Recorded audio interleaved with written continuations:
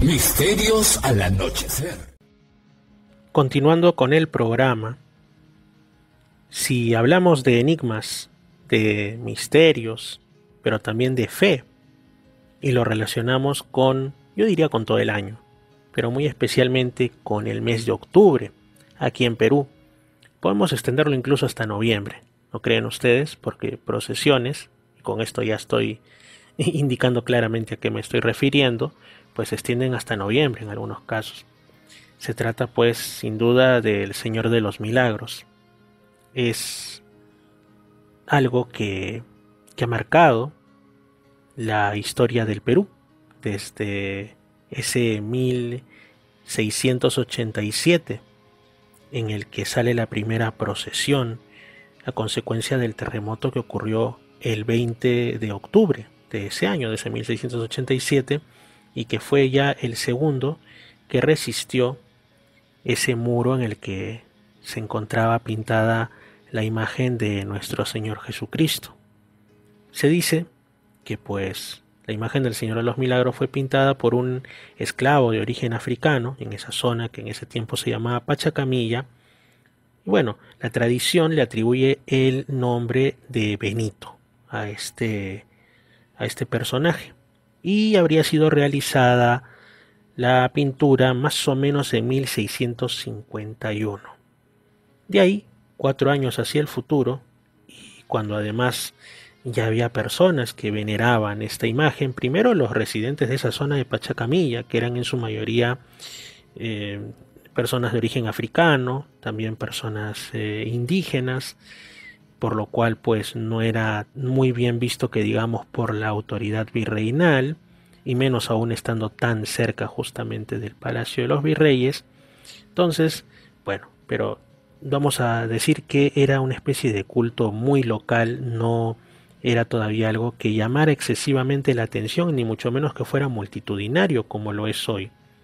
Pero justamente en 1655, como digo, unos 4 años después de que se estima que fue pintada la imagen, ocurre un terrible terremoto. Y mientras todo se cae alrededor, se mantiene ese muro donde, además que no era un muro pues ni particularmente fuerte, no era más que una construcción en realidad bastante sencilla, diríamos hasta rústica, se mantiene el muro donde este Benito habría pintado la imagen de Jesús de Nazaret crucificado, que con el tiempo por supuesto se fueron agregando otros detalles a la imagen, porque detalles se podían agregar, pero hay incluso la tradición de que cuando la autoridad virreinal pues ordena que vamos ya a cesar con todo este asunto, pues que borren la imagen o que la destruyan, siempre pasaba algo, pero había alguna circunstancia, alguna fuerza que impedía que se llevara a cabo este cometido, lo cual además después también cuando fueron apareciendo las curaciones y otros sucesos, le dieron fama de milagroso, aunque, como decimos, el haberse salvado de 2 terremotos donde casi nada más se salvó en Lima, es lo que le da más la fama de milagroso. Se le saca en procesión a una copia de la imagen, pues que es lo que perdura hasta el día de hoy. Entonces, por supuesto, alrededor del Señor de los Milagros también han ido surgiendo otras tradiciones más, otras costumbres. Es un momento muy mágico, incluso para los que no sean católicos practicantes o solo sean católicos culturales, porque el observar cómo va pasando la imagen, sobre todo en el centro de Lima, ¿no? Cuando entra por las callecitas, cuando le toca ingresar a los barrios altos, cuando se va para la zona de la Victoria también, es algo que mueve, y más que mueve, conmueve los espíritus. A mí me ha pasado y pues si estoy en Lima en octubre, pues definitivamente voy con algún pariente o con amigos o solo también a la procesión, y todo esto es realmente todo un movimiento no solamente espiritual, de fe, sino también cultural, que además se reproduce en distintas otras ciudades. Prácticamente no hay ciudad ni pueblo medianamente grande donde no haya también una procesión local del Señor de los Milagros, e incluso trasciende fronteras, y en otros países del mundo las comunidades de peruanos y sus descendientes que ahí radiquen, y no solo ellos, sino también población local de esos lugares, rinden homenaje y procesión al Señor de los Milagros. Es algo quizá lo que más ha exportado el Perú al mundo en materia de fe. Aparte, por supuesto, de Santa Rosa de Lima, que pues es conocidísima, y San Martín de Porres a nivel también, por lo menos del mundo católico o mundo cristiano en general. Pero este asunto del Señor de los Milagros, que se estima que fue Benito quien lo pintó, no está del todo claro, porque es una imagen que tiene, pues, o sea, que está bien hecha desde el punto de vista artístico. No es, digamos, tampoco que tenga algunas características que la hagan, pues, una obra de arte, vamos a decir así, al nivel de otras de alcance mundial, ustedes me entienden, pero está bien hecha. Y eso es lo raro, si es que quien lo hizo fue una persona que no tenía ningún tipo de formación, ni en temas educativos, ni mucho menos artísticos. Entonces por esto es que también se decía que quizá no fue él, o que si acaso Benito la hizo, pues habría su mano sido impulsada por el Espíritu Santo o por algún tipo de fuerza sobrenatural, y sobre esto también se bifurcan las distintas tradiciones, ¿no? Y resulta, no tanto en el mundo católico, pero sí en el mundo del cristianismo oriental, en el mundo ortodoxo, cristiano ortodoxo, y sobre todo el que tiene que ver con las antiguas zonas de habla e influencia griega, hay una tradición de íconos o de pinturas sagradas que se estima que no han sido realizadas por mano humana. Hay un término en griego, aqueropoieta, algo así es. Bueno, ustedes sabrán buscarlo, ¿no? Que pues justamente no solamente es que se les considere milagrosos porque obran prodigios, porque se libran de destrucciones, sino sobre todo por eso, porque no se conoce que mano humana las haya realizado. En el caso del catolicismo, si vamos a establecer también esto, pues podemos hablar por supuesto de la Sábana Santa de Turín, sobre la cual hay todo un debate. Recientemente se ha vuelto a poner en tela de juicio esos supuestos estudios que hubo tiempo atrás que decían que era una obra medieval y todo eso, pues bueno, ahora ya queda claro de que eso está muy lejos de ser verdad, que parece que efectivamente es del siglo primero, y bueno, ya es materia de fe quien piense que quien está ahí representado es efectivamente nuestro Señor Jesucristo. Lo cierto es que esa sería una. Y en el caso de México, por supuesto, la Virgen de Guadalupe, que también tiene bastantes misterios. Justamente JJ Benítez, a quien siempre referenciamos en el programa, hizo una investigación, un libro al respecto, ¿no? Y también lo que se conoce de que incluso, aunque hay quien lo achaca a pareidolias, pero son pareidolias demasiado sospechosas, que en los propios ojos de la Virgen de Guadalupe pues habrían sido representados como si se tratara de una fotografía más o menos clara, los que estaban presentes en el momento en el que Juan Diego, o ahora San Juan Diego, pues presentó la imagen, que al parecer ni él sabía que estaba en esta como tela rústica que él presentó, pues la muestra, y están ahí, es como que quedaron inmortalizados en los ojos de la imagen de la Virgen. Entonces hay bastantes cosas, la posición de las estrellas en el manto, sería largo ahondar, pero pareciera, incluso cuando se intenta ver los rastros de pintura, que se dice que no existen, hay muchos detalles que pues podrían tener relación con estas otras pinturas que se dice que nadie sabe quién las hizo, o que las hizo mano divina. En el caso del Perú, pues el Señor de los Milagros podría ser así,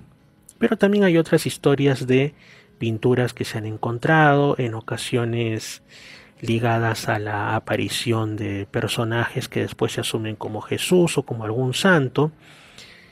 Por ejemplo, no es tan conocido, a pesar que también es cosa que ocurrió en lo que actualmente es Lima. Se dice que la fundación del templo que esta ahora existe en la Pampa de Amancaes, en el distrito del Rímac, el templo de San Juan Bautista, justamente surge porque en algún momento, muy a inicios del periodo español, pues una persona muy joven, una chica muy joven, se encuentra con un viajero, con un personaje que le da algún tipo de indicaciones, le dice que va a encontrarse pues un tipo de figura de Jesús plasmada en el lugar. Entonces esta joven va, lo anuncia todo, encuentran la figura y bueno, le dicen que es la imagen de Jesús y ahí dice, pero en realidad es el rostro de la persona, de ese viajero, ese caminante que me dijo que encontraría esto. Entonces se le asume como que esa imagen pues es obra divina y también que este personaje fue Jesús que se le había aparecido. Lo mismo también, y ya que estoy grabando esto en octubre, pues el día 26 está de, de aniversario, un aniversario más, el distrito en el que he pasado mi niñez y mi adolescencia, que es Barranco en Lima, que se dice que también surge por una tradición, se estima que de mediados del siglo XVIII, en el que unos indígenas pescadores que llegaban desde la zona de Surco en una noche se encuentran pues con una extraña luz. Para los amigos que sean de otras partes del mundo, sobre todo del mundo católico, del mundo cristiano, esto les resultará conocido, ¿no? Esas luces que como que anuncian algún tipo de cuestión religiosa, sobre todo relacionada con cruces, con elementos donde después se van a construir santuarios. Entonces justamente eso, se acercan, ven esto al parecer más de una noche, se preocupan porque piensan que se puede tratar de algún conjunto de ladrones de caminos, así que van hacia el lugar armados con palos seguramente y dispuestos a enfrentarse a quien quiera que esté ahí, y cuando llegan con toda la furia se dan con la sorpresa de que esa luz que había en ese lugar salía de la propia tierra del acantilado, pero no solo eso, sino que ahí, hoy diríamos fosforescente, había una cruz, un crucificado, un Cristo crucificado pintado sobre la propia tierra. Obviamente esto les resulta sobrenatural y creo que hasta ahora, si nos topamos con algo así, nos lo resultaría y empiezan a rendir adoración. Esto se difunde, se van dando cita a distintas personas, van peregrinando hasta el lugar, al final se construye a consecuencia de un prodigio, un milagro, mejor dicho, la iglesia, bueno, que actualmente se conoce como la Ermita de Barranco, y bueno, alrededor de esto, pues, y de otras circunstancias también milagrosas, va creciendo una población que actualmente, pues, el distrito de Barranco, que está totalmente conurbado, integrado a la gran urbe de Lima metropolitana. Y así tantos otros lugares, hay pueblos que han surgido por luces, por apariciones de imágenes que supuestamente no tienen, no son hechos por mano humana. Esto, como les digo, viene a colación de que en estos días justamente está esa gran manifestación de fe que es el Señor de los Milagros. Y uno se pregunta, si esto viene de la divinidad o en todo caso si tiene un origen sobrenatural, cualquiera que nosotros le querramos poner, ¿quién está detrás y qué busca? Justamente no hace tanto estaba hablando pues con una amiga que es de influencia cristiano evangélica. Ella me decía que de su punto de vista pues era obra, vamos a llamar así, del mal, del demonio, que quería en todo caso seguramente desviar la atención del debido culto únicamente a Dios y a Jesús y al Espíritu Santo, pues desviarlo hacia cuestiones materiales y que según el Antiguo Testamento Dios detesta la idolatría y etcétera, ¿no? Algo que ya es de sobra conocido, pero sobre lo que también hay distintas interpretaciones, ¿no? Por eso es que el catolicismo y en general las iglesias cristianas más antiguas, también la ortodoxa, la copta, la armenia, todas ellas no tienen absolutamente ningún problema y es más, tienen una auténtica veneración y respeto por las imágenes, ¿no? Como le llaman en el Oriente Cristiano los íconos, ¿no? Entonces, pues es cierto, hay gente que lo ve así, lo ve como un engaño de algún tipo de fuerza maligna, pero también hay otra postura sobre si esto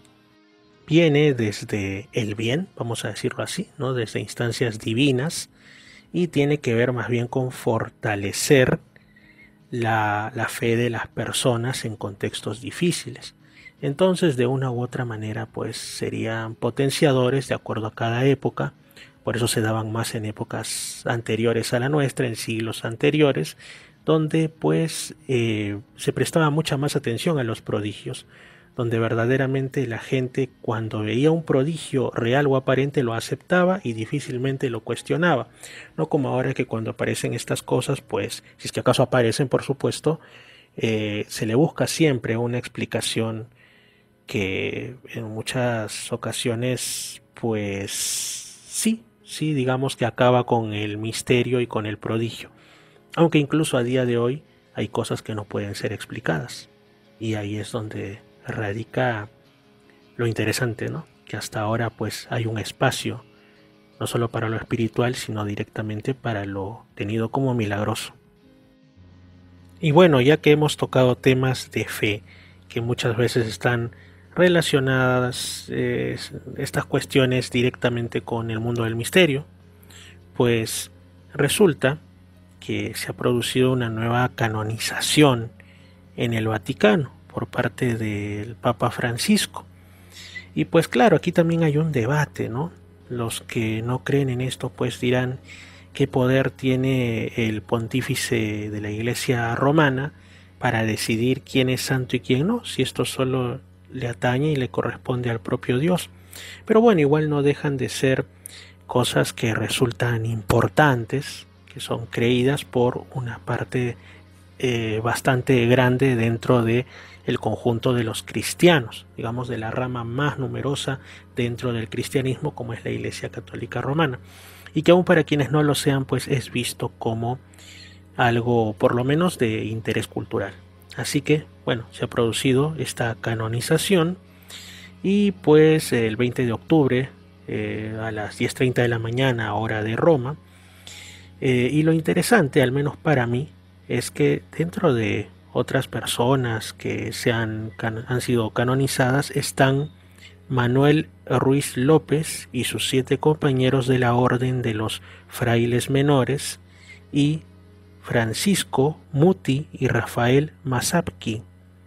3 hermanos que pertenecían a una familia católica del Líbano, una familia maronita. Los maronitas pues son una rama del catolicismo oriental que tiene fuerte presencia en el Líbano y también por la diáspora, por lo que han tenido que huir de su país debido a la presión musulmana,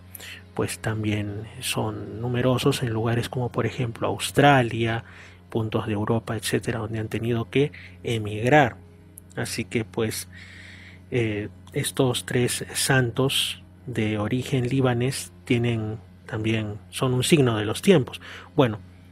fueron ellos asesinados en 1860, tiempos del Imperio Otomano, que además pues los actuales descendientes del Imperio Otomano, que serían los gobernantes de la República de Turquía, república que inició siendo laica y todo el tema, pero que cada vez está dando nuevamente un viraje hacia el islamismo con Erdogan y bueno, con todos esos temas que tienen que ver con la política y la geopolítica en realidad,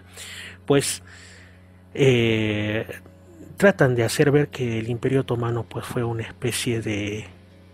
paraíso de la tolerancia, pero nada más lejos de la realidad, porque cada tanto habían una serie de prácticas contra los no musulmanes, principalmente los cristianos, que eran los más numerosos, ¿no? Por ejemplo, la práctica del devshirme, que consistía en que se raptaban o directamente se quitaban por la fuerza a niños no musulmanes, a niños cristianos o de otras religiones a sus padres, y bueno, se les volvía eunucos, es decir, se les castraba y se les ponía pues convertidos a la fuerza al Islam y se les convertía en soldados de élite, ¿no? O sea, para que el derramamiento de sangre fuese por parte de estos descendientes de cristianos y no por descendientes de musulmanes, y de ahí se les hacía tal lavado de cerebro que se les enviaba muchas veces a las regiones de las cuales ellos provenían para que hagan la guerra contra los que eran su propia sangre, de los cuales habían sido raptados de niños. Entonces, imagínense ustedes ese grado de ser enfermizos, ¿no? Para llegar a esto. Entonces el Imperio Otomano distó mucho de ser pues un lugar de tolerancia, como lo quieren presentar, y justamente para recordárnoslo es muy importante que se haya llevado a cabo esta canonización. Así nosotros no creamos pues en el asunto de los santos y los proclama el Vaticano, pero claro, tiene mucho que ver también con el actual enfrentamiento que hay, esta batalla cultural entre el Islam y el cristianismo, o el occidente como se le denomina ahora, no una cuestión de identidad y de muchas cosas, porque pues Manuel Ruiz López, sus compañeros, y Francisco Muti y Rafael Mazapki santos ahora, bueno, en su momento cristianos, católicos, maronitas, libaneses, ¿cuál fue el motivo de que los turcos los terminaran ultimando? Pues el hecho de que no querían renunciar al catolicismo para convertirse al Islam. O sea, esto ahora he de reconocer es muy políticamente incorrecto, ya que también se nos quiere mostrar como que el Islam y otras religiones pues son igual de tolerantes que pueden serlo el cristianismo o alguna otra filosofía con tintes religiosos como el budismo, ¿no? Entonces quiere equipararse a todo dentro de la cultura posmoderna, pero cuando uno revisa en la historia y cuando ve la realidad también en ciertos lugares del mundo, se da cuenta pues de que no todo es tan bonito como en las mentes de quienes esto proponen y quieren hacer creer. Continuando por las sendas de lo que tiene que ver con lo espiritual, pero entrando incluso por ahí a lo que llamaríamos muchos paranormal, que por algo es misterioso al anochecer, e incluso hasta el fenómeno ovni, ahorita lo van a ver. Estaba yo revisando pues uno de estos medios católicos de alcance mundial y que son muy respetados. Se estaba aquí mencionando, de acuerdo a lo que expertos en temas como el exorcismo o la demonología tienen que decir, cómo sería desde el punto de vista católico que el diablo, el demonio, bueno, los cristianos suelen equiparar a Lucifer con Satanás, para los que pues tenemos otras creencias, como puede ser el tema del libro de Urantia, creemos nosotros que Lucifer no es lo mismo que Satanás, no es lo mismo que Caligastia, no es lo mismo que los seres intermedios rebeldes, bueno, eso es otro tema, pero vamos a ponerlo así. La pregunta era, ¿el diablo puede aparecer como un ser humano? Es decir, ¿puede adquirir materialidad y además engañarnos con una forma que nos resulte familiar, incluso duplicar a algún ser humano? ¿Y por qué estoy yo haciendo énfasis en esto último? Bueno, ustedes recordarán que en distintas geografías y culturas del mundo hay estas referencias a los cambiaformas, a seres que son tenidos como pues espíritus del mal, espíritus de la naturaleza, directamente demonios en la variante local que maneje cada región, y que justamente su peligrosidad radicaría en que asumen una figura humana, se presentan como alguien que pues tú vas a verlo como otro hombre o mujer que esté por ahí, o incluso duplicar a una persona que tú conoces o hasta a ti mismo, ¿no? Aquí están pues los casos, por ejemplo, en la Amazonía peruana cuando se habla del Chuyachaki, cuando se habla también del fenómeno del doppelganger, del doble malvado, aunque esto puede tener otras explicaciones más como de la proyección del alma, bueno, hay muchas cosas, ¿no? Pero ¿es esto posible? Es una inquietud que pues siempre ha rondado los campos de lo paranormal, pero también de las cuestiones espirituales y de la simple curiosidad de los que pues llegan a conocer estas historias, que en algunos casos son auténticos testimonios de gente que asegura que ha tenido este tipo de apariciones. Bueno, ¿qué es lo que responden a la pregunta sobre si el diablo puede aparecerse como un ser humano? Dos sacerdotes católicos que de estos temas de demonología conocen bastante. Primero, así prensa referencia al padre Eduardo Hayen de México, quien dijo lo siguiente, se cita: los demonios son inmateriales, no tienen cuerpo, pero con el permiso de Dios y límites impuestos por el Señor pueden aparecer, ojo, presten atención oyentes, ante los hombres tomando la forma de engendros monstruosos, animales, hombres oscuros o gnomos. Y continúa así prensa. Explicó que Dios no les permite tomar la forma que quieran por la confusión que se generaría en el mundo. Además dijo que los demonios pueden provocar enfermedades o golpes en el cuerpo de las personas, siendo la peor forma la posesión demoníaca. ¿Por qué les he dicho, oyentes de Misterios al Anochecer, que presten atención? Por las formas que está mencionando este sacerdote que conoce de demonología y de estos asuntos, que se puede presentar el mal, vamos a llamarle así, las fuerzas espirituales malignas, los seres espirituales malignos, como engendros monstruosos, animales, hombres oscuros o gnomos. Es decir, nos está mencionando que lo que usualmente pues en las tradiciones se entendía como los espíritus de la naturaleza, los gnomos, entendemos que también los duendes, los elfos, etcétera, pues serían el mal,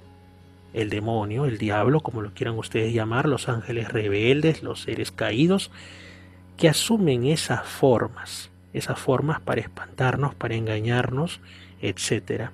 Hombres oscuros. Esto nos recuerda el fenómeno de los hombres sombras, ¿cierto? ¿Cuántos no han escuchado testimonios, historias o han protagonizado? Porque a mucha gente le ha ocurrido. Yo seguro estoy que a muchos oyentes les ha pasado, a mí también en alguna ocasión, que estaban pues unos tranquilos en su casa y de pronto observan como una sombra negra que pasa con toda la rapidez, o los que sufren mayor espanto es cuando ven a esta sombra de frente que permanece un momento, no se le ve el rostro ni nada, pero como si los observara, y de pronto se mete en la pared, se esconde, obviamente causando el terror por parte de quien lo esté observando, ¿no? Entonces, esto nos recuerda ese fenómeno conocido ahora como los hombres sombra, o sus variantes como pueden ser también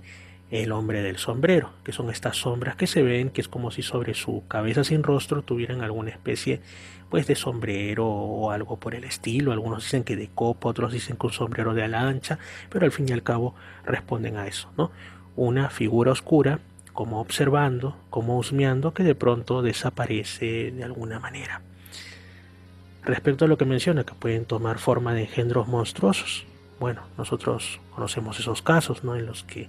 seres, como lo que se contaba al inicio del programa con el chupacabras, ¿no? Que no pueden entrar en los libros de zoología porque son imposibles. Desde lo que se conoce por la ciencia, es como que tuvieran en sí partes de uno u otro animal, de pronto aparecen como desaparecen, hacen daño. En ocasiones están relacionados a lugares donde se han hecho rituales de tipos terribles, o con actividades que no tienen que ver nada con lo bueno. Entonces, en ocasiones también, como se relata en Misterios del Anochecer, cuando vamos a los casos, dejan pues estos olores nauseabundos como a podrido o como a azufre, que pues desde el punto de vista de la demonología y de la tradición, pues se relaciona mucho el olor a azufre o a algo podrido a la presencia pues del demonio o de algún ser de origen maligno o negativo, ¿no? Entonces también nos recuerda esto, si no serán justamente jugarretas de algo negativo que se presenta así para hacer lo que más le gusta, causar daño, asustar, generar el terror. Pero pasemos entonces a lo que nos dice otro sacerdote que pues es conocidísimo también incluso para los que no somos católicos exactamente, que es el padre José Antonio Fortea, autor de La Suma Demoníaca, ¿no? Un libro que suena como si fuera una cosa pues del mal, pero en realidad es un tratado que justamente explora estos temas de la demonología, no para asombrarnos gratuitamente, tener miedo o venerar ese tipo de cosas, que es algo que jamás se debe hacer, sino para prevenirnos de esa área que, como digo, la sociedad actual nos dice que no existe, que es falso, aunque quién sabe si también muchos de los que quieren hacer creer que no hay nada divino por lo bajo sean adoradores del mal, que todo hay en la viña del Señor, nunca mejor dicho. Bueno, el padre José Antonio Fortea escribió en su libro Suma Demoníaca justamente lo siguiente: Dios solo permite a los demonios aparecerse como sombras que se mueven, engendros monstruosos y hombres pequeños de color muy negro, para dejarnos claro su carácter maléfico y que somos como niños al lado de ellos. De ahí dicen, bueno, recordó que Satán sigue siendo un bellísimo ángel en su naturaleza, evidentemente está equiparando a Satán con Lucifer, ¿no? Aunque repugnante en su aspecto moral, pero que dado que ambas cosas son inseparables, él auténticamente es un monstruo, un ser deforme, alguien que produce repugnancia y aversión. Bueno, acá nos vamos a detener nuevamente en esas descripciones. El padre Fortea dice que este ser del mal pues puede aparecerse como engendros monstruosos, ya hablamos de eso, hombres pequeños de color muy negro, justo estábamos hablando de ese asunto de los hombres sombra, pero también a qué nos recuerda. Bueno, fenómeno ovni, Justamente lo que yo siempre suelo decir es que ¿cómo tomaría un ser humano, no digo de hace 500 años, no digo de la Edad Media, sino de hace, pongámosle 100 años, 150 años, es decir, la generación de nuestros abuelos o nuestros bisabuelos, que es cerquita en el tiempo, en realidad? ¿Cómo tomarían si es que ven pues a uno de estos seres que nosotros conocemos como los supuestos extraterrestres grises? Ojos grandes, negros, aterradores, rostro gris, sin pelo, casi sin boca, que casi siempre están relacionados a actividades o incomprensibles o absurdas o directamente malignas que siembran el terror con su sola presencia, que están acompañados de fenómenos luminosos, etcétera. ¿Cómo habrían descrito esto o cómo habrían interpretado nuestros ancestros, ni siquiera tan lejanos en el tiempo? Exactamente, habrían dicho que se les ha aparecido el demonio, duendes o algo de ese tipo. Y si es que se trata de seres pues que su actitud es más positiva y todo, como lo que se suele llamar ahorita como los extraterrestres de tipo nórdico y todo eso, pues pensarían que se trata de ángeles. Eso es lo que pasa, que quizá estamos ante lo de toda la vida desde el punto de vista espiritual, pero en nuestra sociedad mucho más descreída es más sencillo interpretarlo como seres de otros mundos o de otras dimensiones, independientemente de lo que para nosotros sea una dimensión, que como ángeles o demonios. Así que, quién sabe. Y finalmente, porque ya estamos a puertas de llegar pues, bueno, al final de este programa, de esta edición de Misterios al Anochecer, bueno, algo que tiene que ver con la historia, con los enigmas de la historia y de alguna manera también con la espiritualidad, o por lo menos, bueno, hay quienes dicen que el budismo es una religión, evidentemente lo es, pero hay otros que quieren decir que no, que es una filosofía, una senda de vida, un camino para una mejor existencia, etcétera. Pero bueno, al final es una religión. Y esto tiene que ver con unos hallazgos que se han dado en realidad hace bastante tiempo, pero que no son tan conocidos por el público en general. A nosotros, entre los temas que más nos agradan en Misterios al Anochecer, cuando hablamos de la historia oculta o la historia heterodoxa, están pues estos asuntos que indicarían que el mundo estuvo, no digo globalizado, no era para tanto, pero por lo menos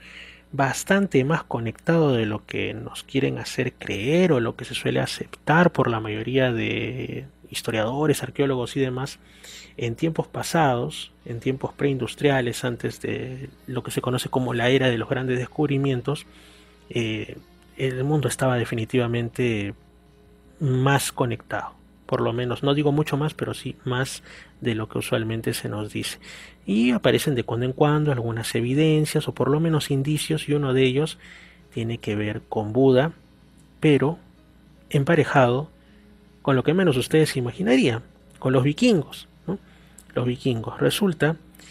que en 1904, en un lugar del condado de Vestfold, en Noruega, se encontró pues un gran túmulo funerario.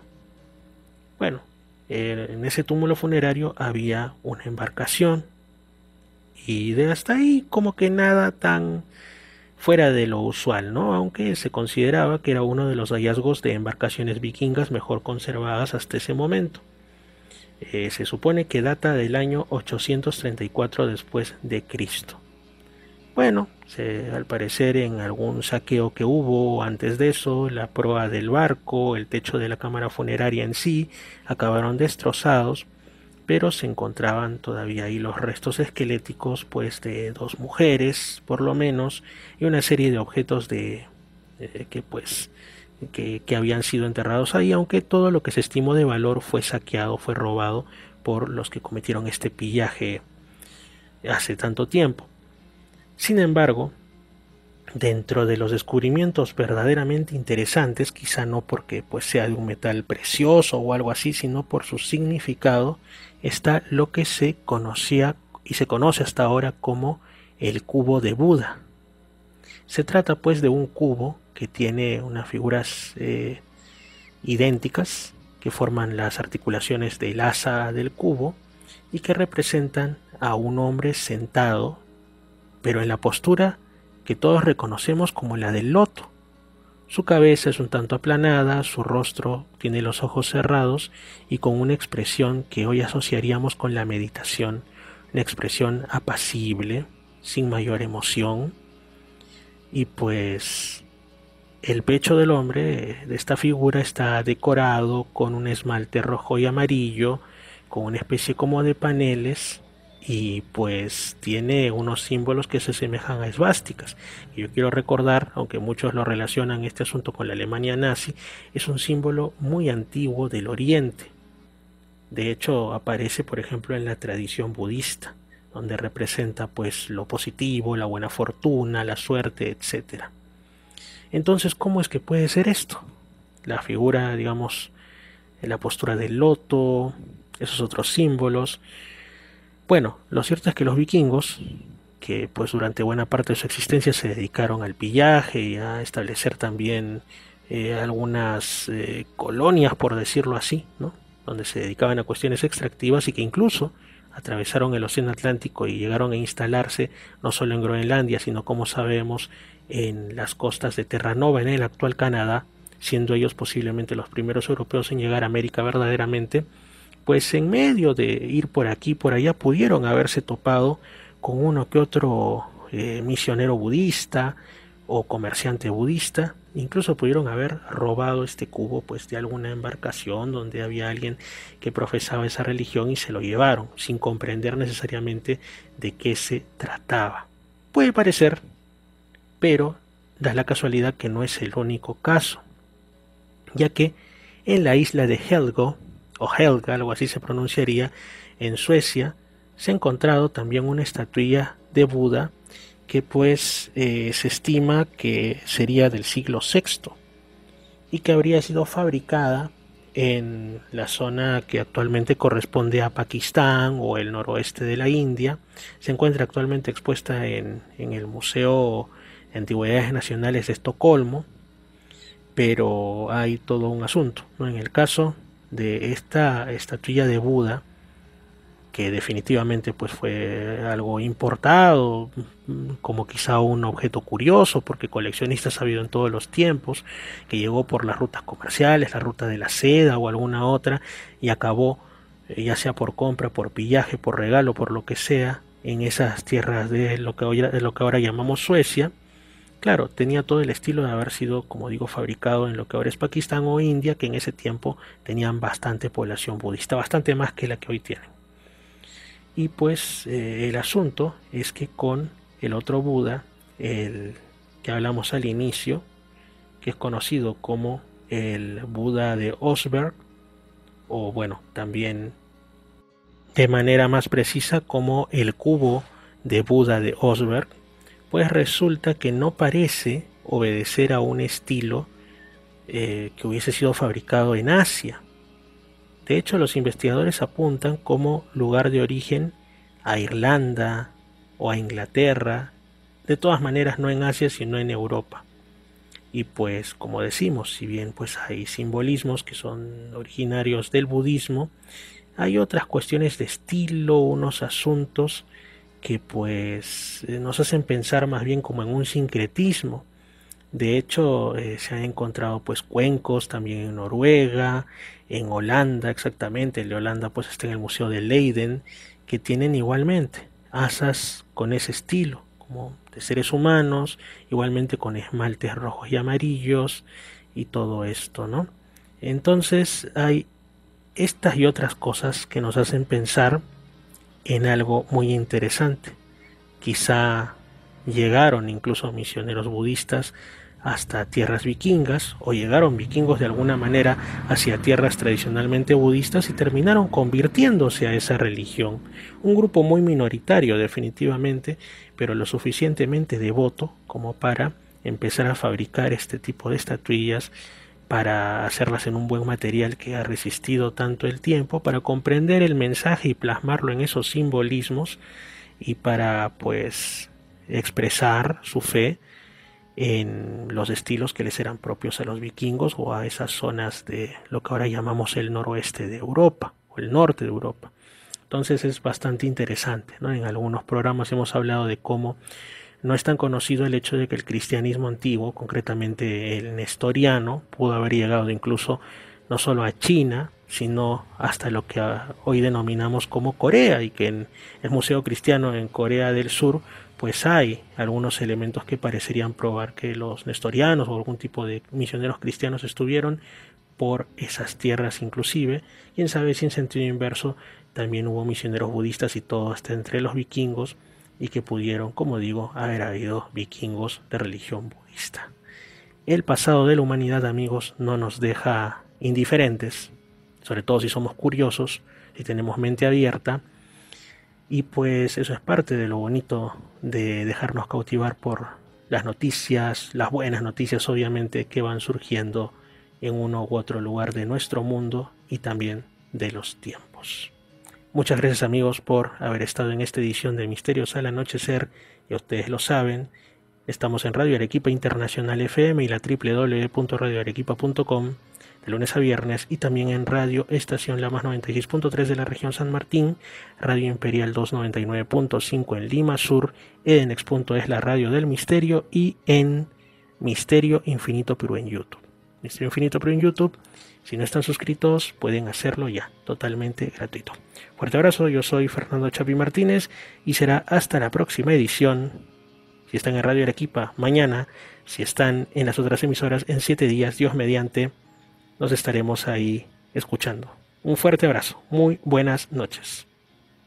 Lima Sur, Arequipa y Lamas, Tarapoto escuchan Misterios al Anochecer. Fernando Chapi Martínez está presentando Misterios al Anochecer. Síguenos también en YouTube, Facebook e Instagram como Misterio Infinito Perú.